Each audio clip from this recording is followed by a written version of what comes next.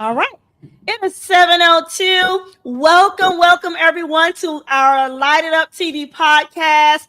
Talk About It Tuesday. Listen, I am so super excited. I know I say that every week, but it just like the Lord has been blessing and it gets better and better every week. So thank you all. Hi, Lou. Hello, how are you? That's my mom. Hey, Toya. So glad that you all are on and joining us. So we have first I want to recap. I want you all first, if you have not shared it out, go ahead and share this video. We've been talking about children having a voice in the community, children having a voice in our schools, and tonight's discussion is probably one of the most important. Hello, Selena. Children having a voice in their families.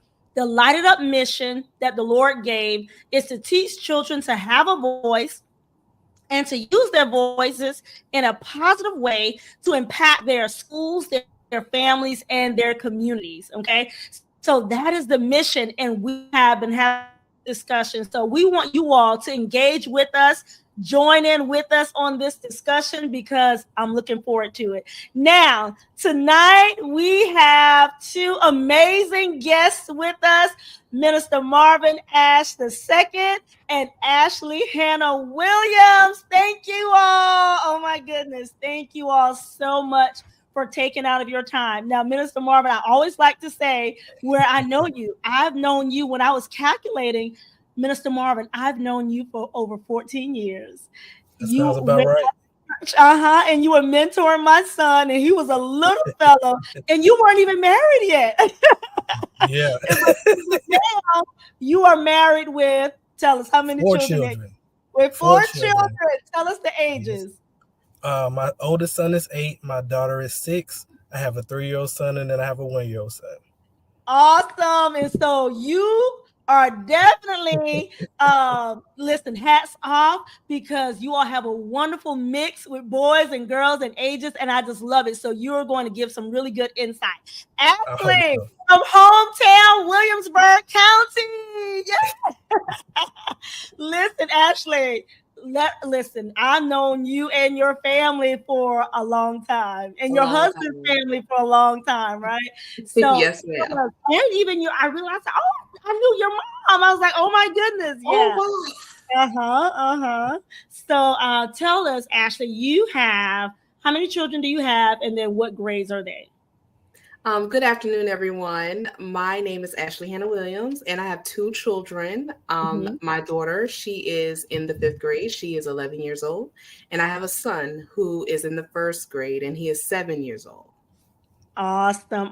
So I want you will be able to give some good insight. You all will be able to give some great insight. And in the chat, we want you to engage with us. So let's jump right on in. We're not going to prolong time. First question is what I've been asking, but now we're asking about it in the family. Minister Marvin, we'll start with you. Why do you feel as a parent that it is important to teach your children to have a voice? Why do you think that's important? And then what is voice to you? What is voice to you? That's another question. When you say having a voice, what is voice? What does that mean for you? So voice is being able to speak your truth, to speak what you feel, to share emotions in a manner that other people can receive them. And so in our home with our children, we want them to have a safe space to be able to express themselves. In a society where if they take your voice, anybody can lead you wherever they want you to go. We always share, hey, I may understand you may be upset, you may be excited, but I need you to stop and I need you to tell me what's going on. Are you hurt? Are you sad? How are you feeling? And so when we get them to do that at a young age, our 1 and 3-year-old can tell you, I'm hungry, I'm sad, whatever they're feeling. And so we need that, because if they don't have a space to share that at home, then they'll go out there in the world and they'll allow themselves to be led astray. So it is vitally important to make sure we just teach them, hey, speak. I know you might be crying, you might be sad. Stop, breathe, share with me how you're feeling. And I feel like that right there creates the pathway to having a voice. I like that. To recap, so one of the things that I noticed that you said, because you think it's important to teach in your family so they don't go out looking for somebody else that's going to hear them. And I remember last week, Elder Baker said that. She said that children want to be heard and understood. Right? Those are the two things that we want to make sure. You all that are in the chat, let us know, why do you think it's important for your child to have a voice? Okay. Ashley, what about you in your children? Why in your family, why is it important for you to teach your children to have a voice? For me personally, Miss Cheryl, having a voice and teaching our children to have a voice is important so that they can know how to communicate and navigate through life effectively. Because whenever they are not around us, whenever they are out in the world trying to make their own way, they need to know how to advocate for themselves. They need to know how to express themselves freely, respectfully. They need to know how to empower themselves, and they need to know how to make decisions. So allowing them to have a voice within the home cultivates that environment so that they can know how to navigate life efficiently. I like that. I see that, Kim. Yeah. And Kim said the same thing what you said, being able to advocate for themselves whenever they're not around us, right? Because we all know that when they're not around us, that's when they may be presented with things that may be challenging, that may be the opposite of what we are teaching them at home, right?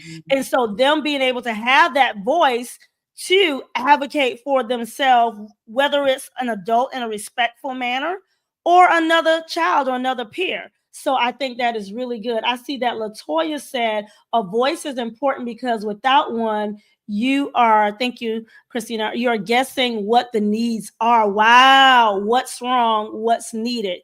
If they can express themselves, it gives them confidence outside of the home. That is one thing, what, like you were saying, Minister Marvin, like them being able to express themselves and ask their questions. And Latoya, if I'm not mistaken, I think your daughter did a voice, they actually have some type of voice thing. If you might want to share that information at the end, some type of voice camp that your child attended, if I'm not mistaken.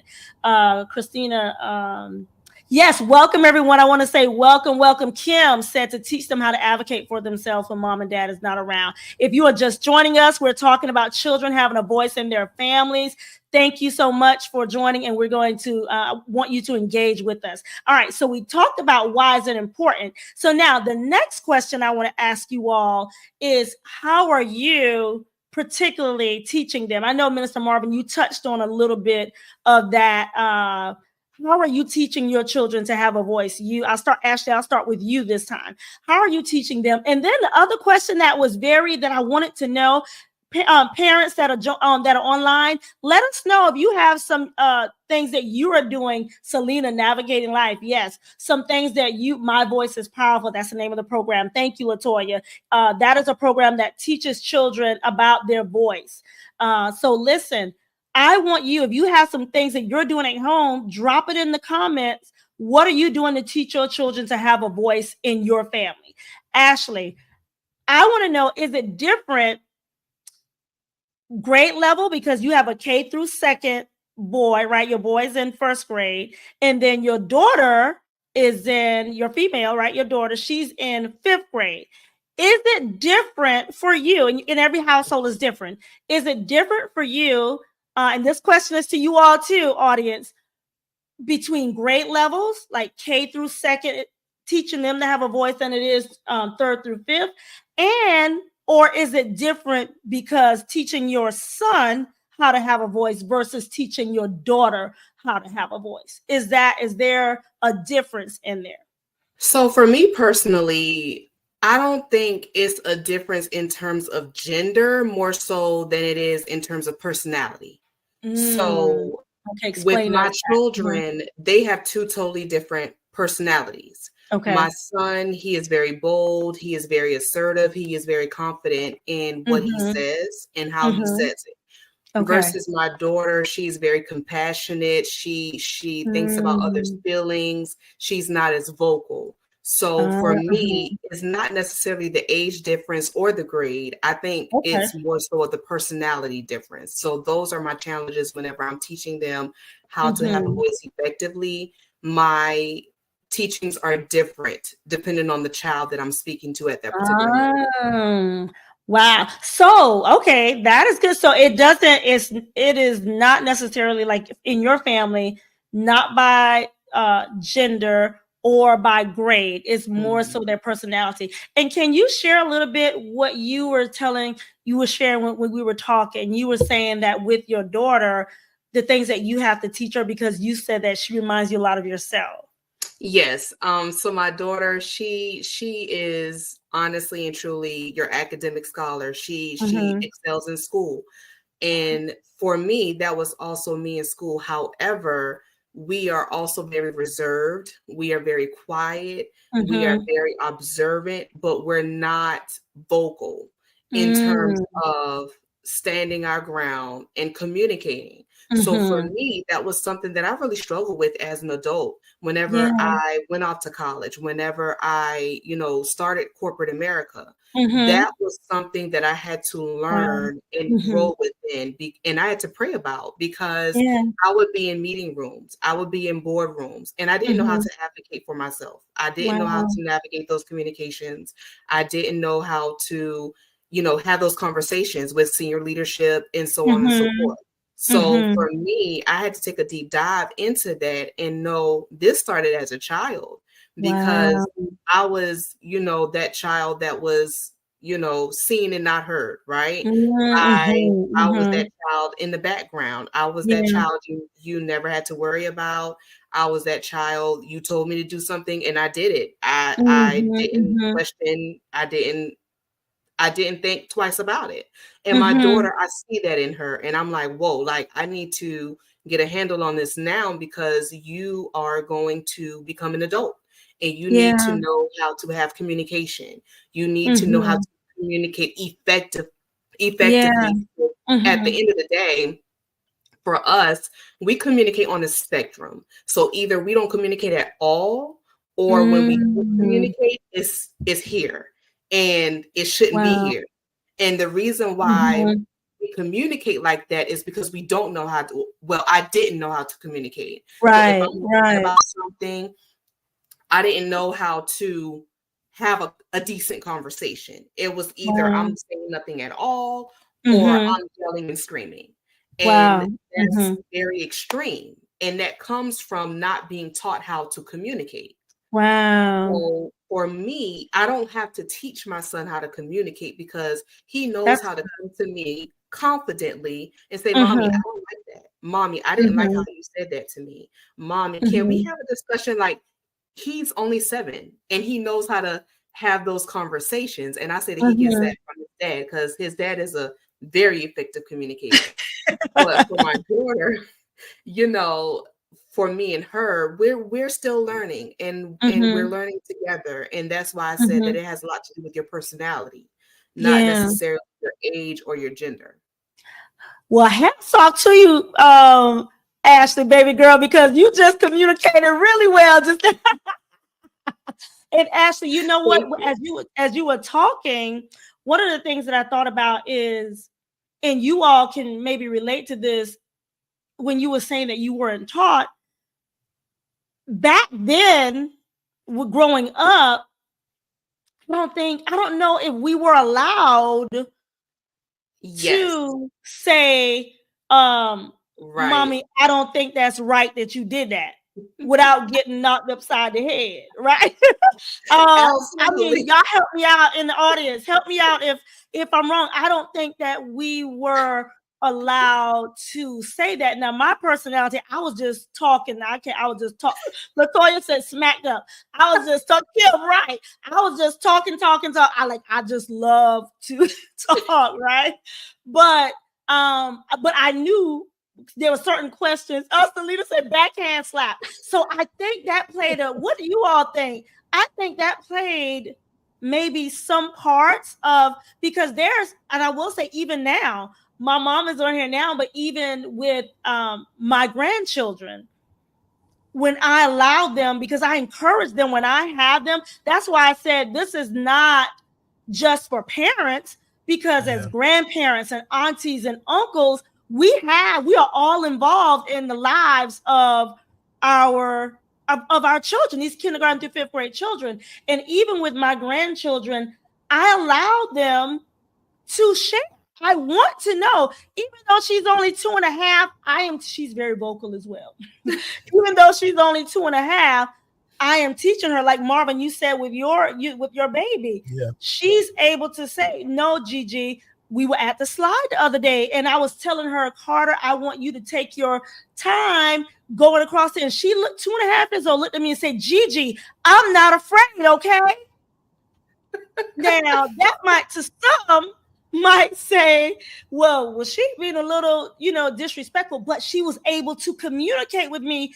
I know, but of course, I was able to guide her and say, okay, I know you're not afraid, but I still wanted to hear her. She knows that she's able to communicate that. Mm-hmm. So we have some good comments, and then Minister Marvin, we're going to go to you. But thank you, Ashley, because that's very good that you pointed out. But I think a lot of it may have been because we were not allowed. Right. All right, so let's look at Kim said, expressing themselves. These are some of the things that she does. Expressing themselves, setting aside circle time to have thoughtful discussions, ask more open-ended questions. So Kim, is that something that you all do like on a regular basis, or as the need comes up? All right, Latoya said, Libby, I have to channel her bold vocal. I don't want her to lose her voice, but just to help her channel how to use it. Mm-hmm. Especially if they're very vocal. That is true. Mm-hmm. That is true. If they're very vocal, they don't have the problem, like you said, with your son, Ashley. It's not that he has a voice. It's just channeling it and making sure that he's using it positively and not in that line between disrespect and voice, right? There you go. Yeah. And let's see. Selena, what she just said, definitely being taught how to communicate. I think that because that is something when we in 1st grade, some of our children, I will say, as an educator, they did not know when it was time to communicate. We teach them how to do reports and early, right? And they did not know, even with choosing a topic or just different little things. I did notice that some of them, did not have those communication skills that they didn't feel as comfortable with it, right? Yeah. All right, so thank you. Seen, not heard, staying out of grown folks' business. That's what they used to say, Latoya. Do what I say. Yes, wow. Latoya said there was no voice back then, right? Because if you did, it was considered being disrespectful. Mm-hmm. Yeah. All right. This is good. Oh, what Lou said, my mom, let's see. Mom said, yes, the old tradition was a child is seen and not heard. Mm-hmm. Yeah.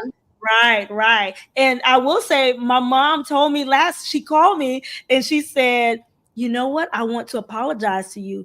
After I listened to your podcast, I realized that I was a lot focused on how things were in the old days and how I was raised. And so she shared that. And I thought that's why she's a great grandmother, right? Mm-hmm. But hearing the podcast enlightened her that our children, these are different times. And we need to know, because we need to know what they are thinking, because as we said, they may not say it if we don't encourage them to, but thoughts are running through their minds all day, every day about what they're seeing and what they're hearing. All right, Minister Marvin, it's on you. Now, same question. Okay. Tonight's discussion is about children having a voice. If you are just joining us, Marvin, Minister Marvin. No problem. The question is, how do you teach your children to have a voice in your family? But then also that same question, do you notice a difference in your family with gender or with grade level? Is there a difference? I will say some of my background, that I worked at DJJ for 7 years. And so when it comes to working with males and knowing how society works, I do overly express dealing with anger to my boys. It is something that I see working in the schools on a daily basis. when young men get upset and cannot vocalize. My oldest son, he expresses himself well, but he will get quiet when he gets angry. And so that's one of those things where we would stop. Hey, I know you're not happy with daddy because, daddy might have had to send you to your room, or there may have been something going on. And when we sit down, I said, I need you to breathe and I need to tell me what you're feeling. And so a lot of times, tears might come out and he might grit his teeth. But as we've developed that and went through that over the years, now he can say, I'm upset. Can I have a moment to breathe? Dad, I don't want to be disrespectful. I don't want to say anything out the way. Give me a moment. And so to me, that is progress, because the young men I work with on a daily basis, a moment of outlash can change your whole life. Coming from working at DJJ, I met so many young men who were absolutely brilliant, amazing young men. And it took one moment of them not expressing themselves well, or one moment of outburst, or not knowing how to use your voice, that changed their life. And so when I come to deal with my boys, I overly express. In this society, you cannot be an angry black man. I hate to say it that way, but it is the God honest truth. If you are upset, you are mad, you need to stop. You need to think. Think about the words that are coming out of your mouth, because your words are life. So if you get upset and scream, I'm going to kill that, or I'm going to kill you, you just spoke that into existence, son. So I need you to stop and breathe and then share. And so that's something I teach to every young man I come in contact with. Man, if you can stop and breathe for a moment. I know you're mad. I know you got all sorts of thoughts racing through your mind, but I need you to stop for a moment and process, because that processing part with young men is really, really hard. You got to process your emotions. You got energy. You want to do this, and you're hype. You're jumping around. Stop and process what you're really feeling. And with my daughter, she is, like you said, she's just a go-getter. She has a voice. We call her little mama. I mean, now is that the first grader? Oh yeah, my first grader Bella. She is a force of nature. I mean, she could walk in there and all the boys would sit down because she said sit down. And so her voice is bold. And sometimes I have to tell her she does not believe she's a first grader. Like, she is a grown woman. They had a women's conference about a month ago, and she was like, I'm going to that. Baby girl, that's for the women. Well, I'm a woman today, and walked off. And I was like, Lord help me. So she is full of life, but I mean, she just speaks, and she speaks from her heart. She speaks effectively. And sometimes I have to deal with her with overtly communicating. Baby, some of those details didn't need to be let out.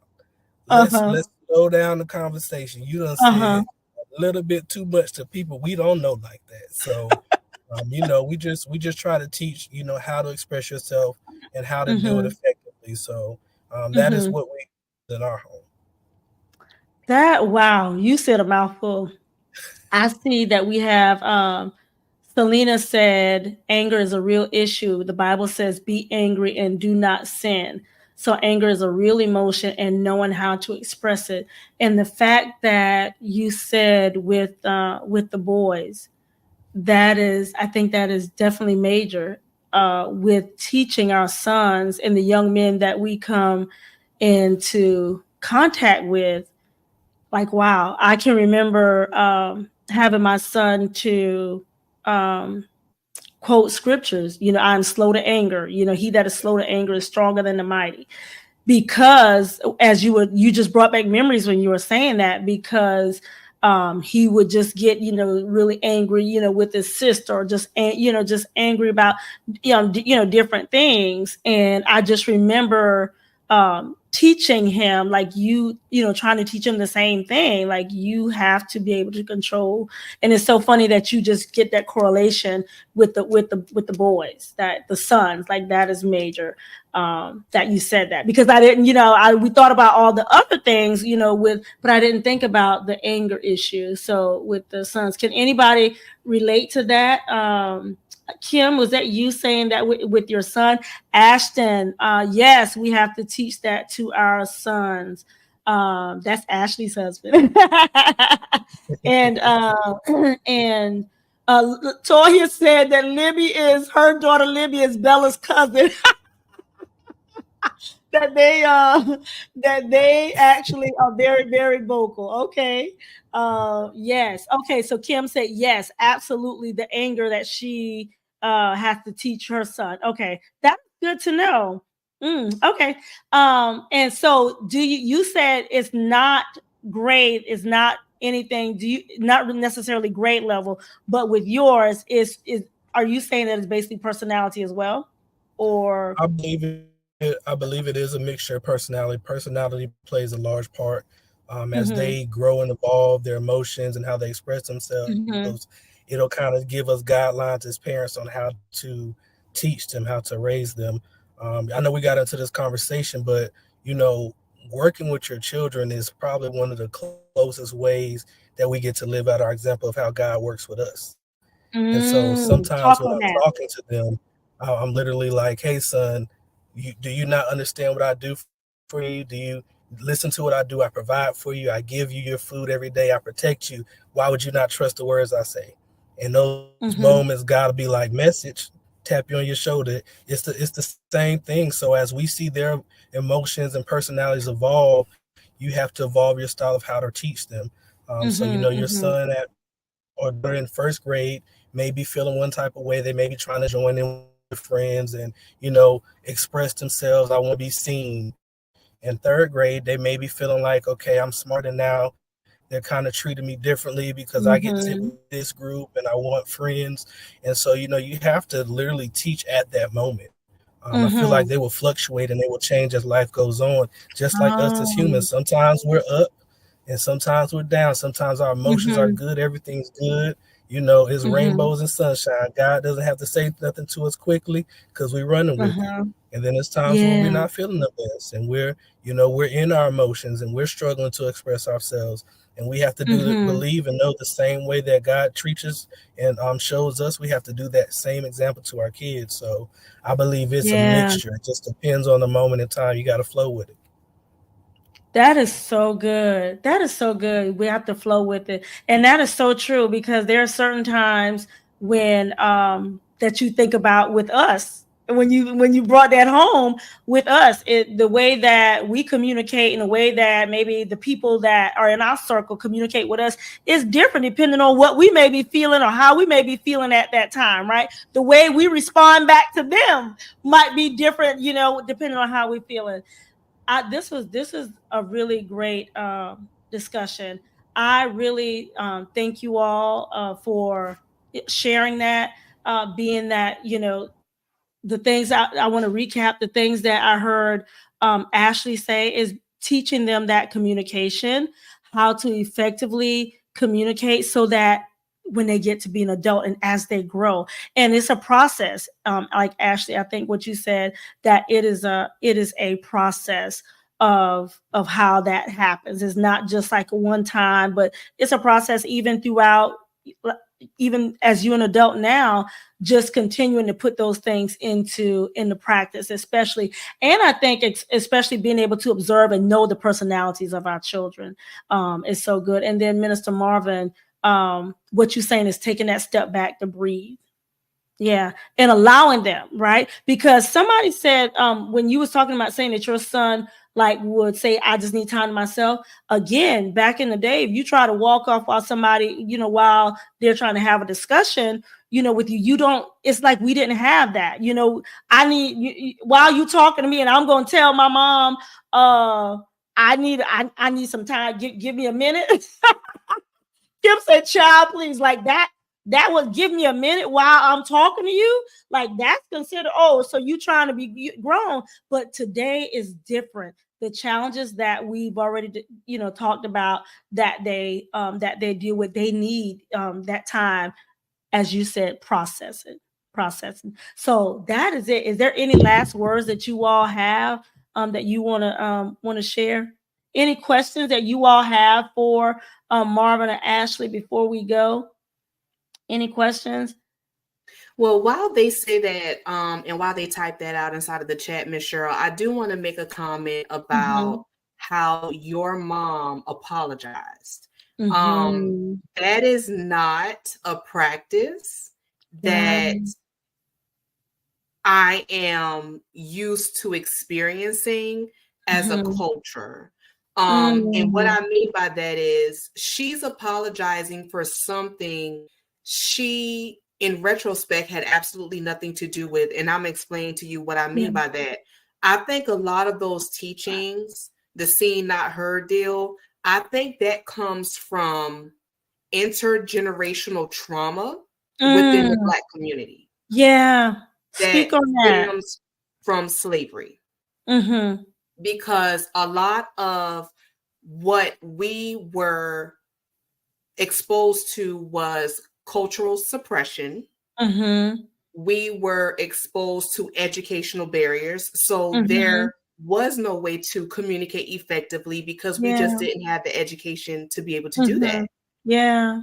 That's a lot of intimidation from several parties that were, you know, basically took a hand in our suppression. So a lot of things that we experience, or the teachings that we experience, we're trying to unlearn those wow, because it's generational.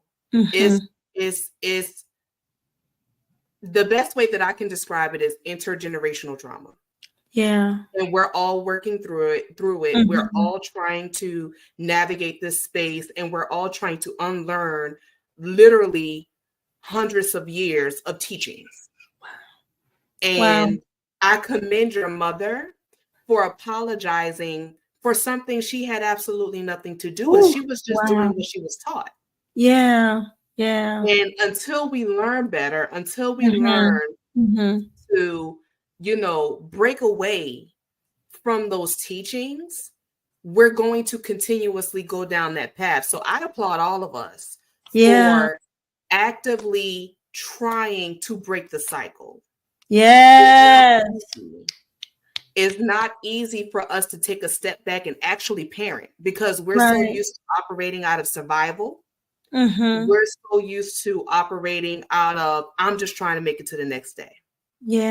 It's not easy sitting down and having circle time. It's not easy sitting down and explaining things.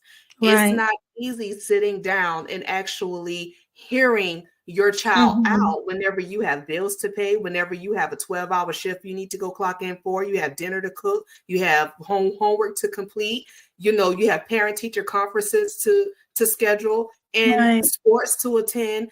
It's not easy. So I commend all of us for breaking the chains on this generational curse that is upon us of communicating effectively, or the lack thereof. That is so powerful. Wow, you about to have me tear up, Ashley. But I mean, it's just true. You know, everything that you said is true. And I think that is the reason why we want to have these discussions too, as parents, to let you know you're not going through it. You know, as family, we're not going through it by yourself. Mommy said that's good, Ms. Ashley. That you're not. That parents are not going through it, aunties, uncles, that you're not going through it by yourself. Kim said, listen, like she can relate like that. I would say that when I did the survey, that was the thing whenever that the parents said, how do we do it all? Like life is be lifing is what they say. Like Ashton said, life is busy. You know, we have to slow down and speed up. And it was across the board, the survey from parents, different backgrounds, different economic status. But the thing that was the same is how do we handle the challenge as a parent was how do we handle everything when life is life and then I have this to do and I have that, you know, these things that are upon me to do. But then I have, you know, my child that definitely needs that time. Right. Like that is just like you said, that is for all of us. Marvin, Minister Marvin, any last words that you want to share? I mean, that statement right there, that could start a whole other conversation in itself. But I mean, what I would say is you have to prioritize the time. Whenever the time presents itself, you have to step back in your own self and prioritize that moment. A lot of times in our hecticness, we can miss the moment. And so when your child is they're upset or they're going through a moment, sometimes we have to breathe ourselves and look at them and think about how can this moment affect them. And so a lot of times we have to prioritize as parents. Man, I'm telling you, you see me in the car for a reason. We got ballet and jazz. We got track practice. So I'm sitting in the car. The light came on. Somebody popped up. Hey, I'm live. But we honestly, we have to prioritize the moment. So what we have to do is have enough peace inside of us. Our prayer life, we have to be patient enough and calm enough to see the moments, because that stress and that worry will get you to a point where you will miss it. So in the hustle of the day, that you have a time to drop a major seed, a major nugget in your child's life. And so I always say, if you can, when the time presents itself, prioritize the time. That thing will be there later. You can go to the grocery store after that. But when the moment presents itself, we need to be wise enough and have enough discernment to see the moment and speak and plant the seed when the moment presents itself. Seize the moment. Seize the moment. Thank you so much. This was really good. Seize the moment. You all left us with some really great words. Seize the moment. And then Ashley, when you said that this is something that is beyond us from years, that we have to relearn, how to do it. Thank you all so much. I know your time is valuable. Minister Marvin, you all have, as you all said, so many things. Thank you all for joining us. I hope you enjoyed this discussion. Let us know if there's anything. Was this discussion helpful? Let us know in the chat. Please let us know if the discussion was helpful or not. Thank you all, Ashley, Minister Marvin. Thank you all. You all have a blessed day, everyone. Blessed evening. Until next time, remember to light it up.